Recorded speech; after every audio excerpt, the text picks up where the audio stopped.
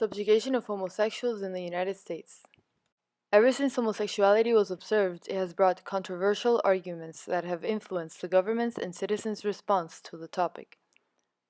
Homosexuals in the United States have been subjugated through institutions in the American society, such as government-enforced laws and religious ideas.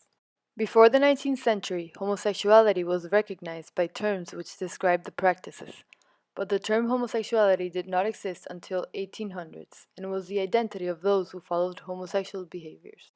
The homosexual population in the United States grew significantly in the early 1900s during economic and farm crisis.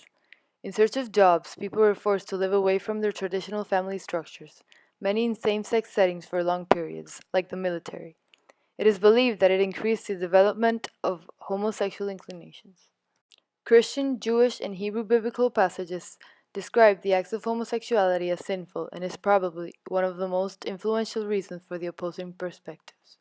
Other forms of oppression were legal and established by the government. In the year 1950, Guy George Gabrielson, a government worker, brought up that sexual perverts were as dangerous as the actual communists, and this led to the persecution of homosexuals known as the Lavender Scare. Experts linked scientific evidence to prove ideas about homosexuality and spread false awareness. Discrimination against homosexuals spread increasingly after the release of Mental Disorder by the American Psychiatric Association in 1952. Homosexuality was defined as a pathologic behavior. This led the U.S. President Dwight Eisenhower to sign the Executive Order 10450 banning homosexuals from working in the federal government. The views on homosexuality were significantly negative, and the media delivered educated publicity of the dangers of the homosexual. So no matter where you meet a stranger, be careful if they are too friendly, if they try to win your confidence too quickly, and if they become overly personal. One never knows when the homosexual is about. He may appear normal, and it may be too late when you discover he is mentally ill. So keep with your group, and don't go off alone with strangers unless you have the permission of your parent or teacher.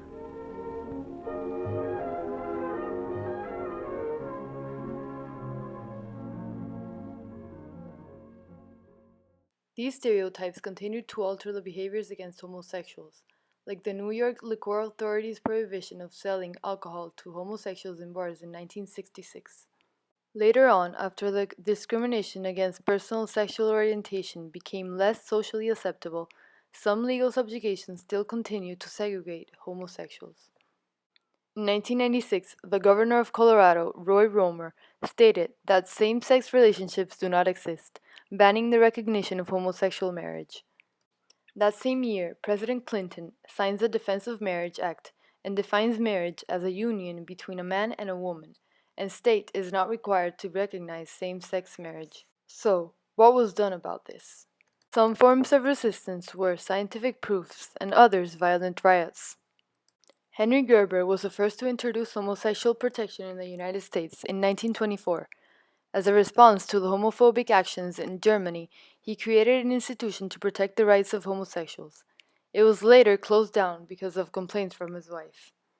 Actions were taken to study homosexuality, and in 1956, an American psychologist, Evelyn Hooker, proved that it was not a clinical illness.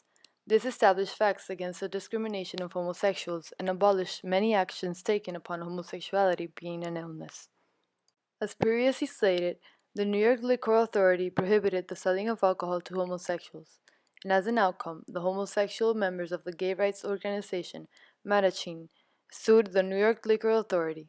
Successfully, the NYC Commission on Human Rights declared the rights of homosexuals being served.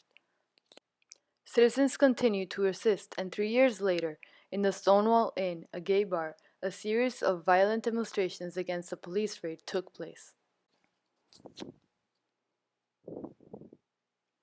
The homosexual community has succeeded, and presently all 50 states have legalized same-sex marriage.